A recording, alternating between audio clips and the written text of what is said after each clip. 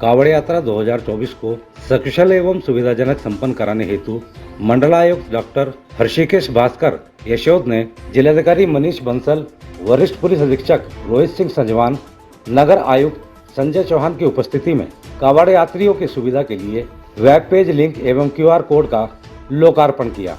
मंडला आयुक्त ने बताया कि जिलाधिकारी सहारनपुर एवं इनकी टीम द्वारा विकसित किया गया वेब पेज लिंक एवं QR कोड कावड़ यात्रियों की सुविधा के दृष्टिगत बहुत ही सराहनीय कार्य है।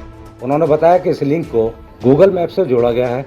इसके माध्यम से कावड़ियों को अपने नजदीकी शौचालय, चिकित्सा शिविर, पानी एवं पेट्रोल स्टेशन, ढाबा एवं रेस्टोरेंट, थाना चौकी, रूट डायवर्जन एवं कांवड़ शिविर सहित हेल्पलाइन नंबरों की भी जानकारी श्रद्धालुओं को उपलब्ध कराई जाएगी। उन्होंने इस कार्य के लिए जिलाधिकारी सहारनपुर एवं उनकी पूरी टीम की सराहना की। जिलाधिकारी मनीष बंसल ने बताया कि कावड़ यात्रा के दौरान अन्य जनपदों एवं राज्यों के श्रद्धालु जनपद सहारनपुर से होकर गुजरते हैं। उन सभी को आवश्यक मूलभूत सुविधाएं आसानी से उपलब्ध कराने हेतु यह पहल की गई है। यह लिंक एवं QR कोड जनपद के मुख्य कावड़ मार्ग, मेन चौराहों सहित अन्य प्रमुख स्थानों पर प्रदर्शित किए जाएंगे, जिससे क्लिक या स्कैन करने पर कावड़ियों को सभी सुविधाओं की जानकारी अपने मोबाइल पर प्राप्त हो जाएगी। इसके माध्यम से कावड़ियों को मूलभूत सुविधाएं उपलब्ध कराने के साथ ही उनकी समस्याओं का समाधान भी आसानी एवं जल्दी से किया जाएगा। जनपद में दी जाने वाली सुविधाओं के स्थलों को गूगल मैप पर भी प्रदर्शित किया गया है।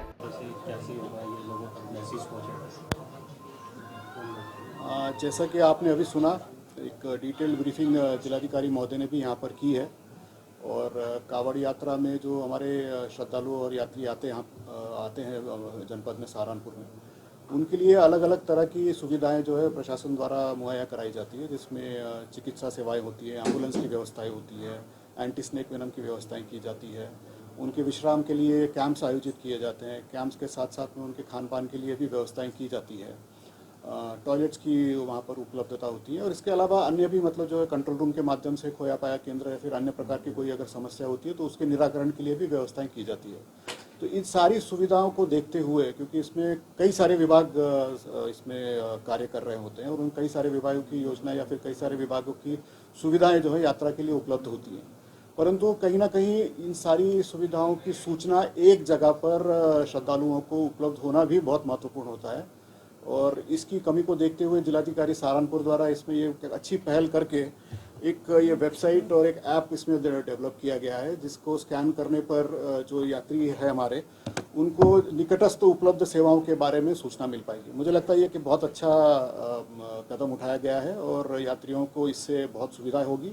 उनको अगर किसी चीज़ की आवश्यकता पड़ती है तो जल्द से जल्द उस सुविधा को प्राप्त करने के लिए ये ऐप और ये वेबसाइट जो है कारीगर साबित होगी। बहुत बहुत धन्यवाद। सर, उन लोगों तक पहुंचाने के लिए क्या इसको स्कैन करने के लिए पंपलेट्स या कुछ इस तरीके? निश्चित रूप से आप सबके साथ में जो ये संवाद किया जा रहा है, उप जिलाधिकारी और कप्तान साहब यहाँ पर दोनों उपस्थित हैं, ये उसी का एक भाग है कि आपके माध्यम से भी इस सूचना को यात्रियों तक अलग अलग माध्यमों के माध्यम से तुम तक पहुँचे और साथ में जो ये QR कोड है, ये पैम्फलेट या फिर जो सूचना फलक होते हैं जगह जगह पर लगाए जाते हैं, हमारे कैंप्स भी होते हैं, वहाँ पर भी इसकी सूचना उपलब्ध कराई जाएगी। कावड़ियों के लिए भी कोई गाइडलाइन जारी की गई, क्योंकि अक्सर देखा जाता है डीजे को लेकर के और जो आजादार हथियार लेकर के चलते, तलवार हुआ, त्रिशूल हुआ। इसके विषय में देखिए ऑलरेडी इसके विषय में ब्रीफिंग हो चुकी है। अंतर्राज्यीय ये कोऑर्डिनेशन मीटिंग्स होती हैं, वो भी मीटिंग्स हो गई हैं और इसके लिए निश्चित रूप से कार्रवाई की जा रही है। कावड़ियों के लिए अच्छा प्रयास है, लेकिन सवाल ये है कि सहारनपुर के लोगों के लिए प्रशासन ने क्या किया है, क्योंकि सारे रोड ब्लॉक्स रहेंगे, सिर्फ 3 क्रॉसिंग दी गई है पूरे सहारनपुर में।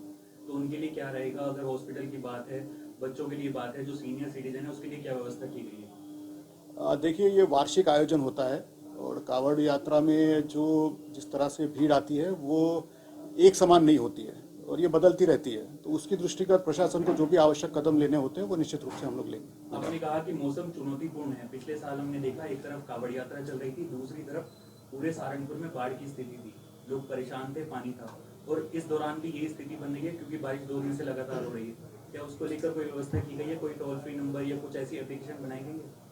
नहीं, देखिए, वर्षा एक अपना अलग, बारिश जो हो रही है वो दूसरा विषय है और ये बात बड़ी इनफैक्ट सराहनीय है कि पिछले वर्ष वर्षा ज़्यादा होने के बाद भी जो है बड़ी सक्सेसफुल तरीके से कांवड़ यात्रा यहाँ पर आयोजित की गई थी। तो उसके लिए वो उस समय के प्रशासन और पुलिस की हम लोगों को सराहना करनी चाहिए। और बरसात भली हो रही होगी, वाटर लॉगिंग होता है, ये कोई नई बात नहीं है, वाटर लॉगिंग होता है, लेकिन उसमें तत्काल रूप से जो है प्रशासन की तरफ से मदद या फिर बाकी रिस्पॉन्स दिए जाते हैं, उसकी हम लोग सुनिश्चितता करते हैं।